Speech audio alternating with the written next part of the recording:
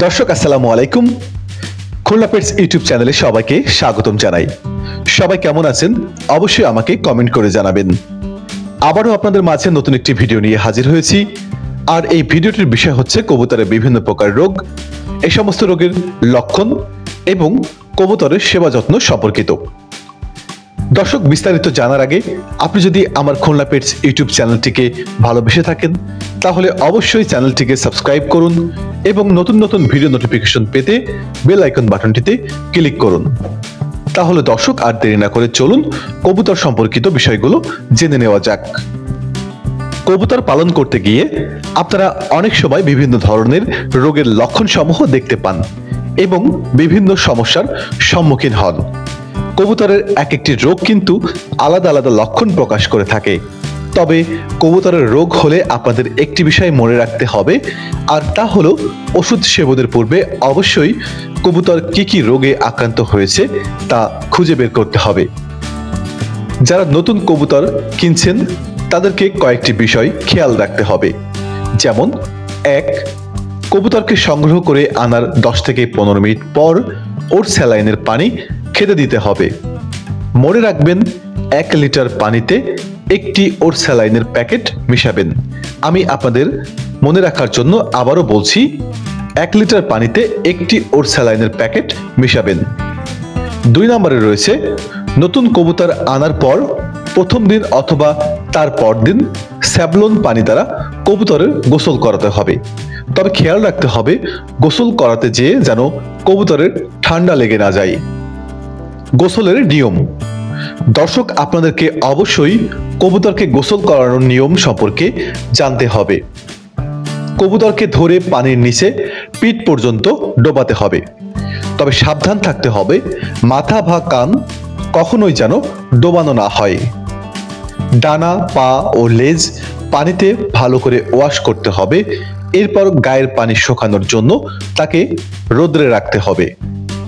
এবারে আপনাদেরকে আমি জানাবো কবুতরের কয়েকটি রোগ ও লক্ষণ। রোগ 1. কবুতরের চুনা বা সবুজ পায়খানা আছে কিনা এবং তার লক্ষণ কি। মনে রাখতে হবে ড্রপিং সমস্যা আছে কিনা। তবে কবুতর না খেলে বা কম খেলে বা অনেক সময় ভয়ের কারণেও সবুজ বা চুনা দেখা যেতে পারে। বুঝতে হবে এটি অসুস্থ বা বদহজমের চুনা বা সবুজ ড্রপিং কিনা। বদহজম হলে কবুতর ঝিম ধরে, শরীর ফুলিয়ে, খাঁচার এক কোণে ঘাড় গুজে চোখ বন্ধ করে দাঁড়িয়ে থাকবে। পেটে খাদ্য জমা থাকবে, ভালো খাবে না, খেলেও হজম হবে না। বমি হতে পারে, আবার বমি নাও হতে পারে। যদি উপরের এই উপসর্গগুলো কবুতরের মধ্যে দেখা যায় তাহলে বুঝে নিতে হবে চুনা বা সবুজ পায়খানার সমস্যা হচ্ছে। এ সময় কবুতরকে চুনা বা সবুজ পায়খানার ট্রিটমেন্ট দিতে হবে। রোগ 2. কবুতরের সর্দি।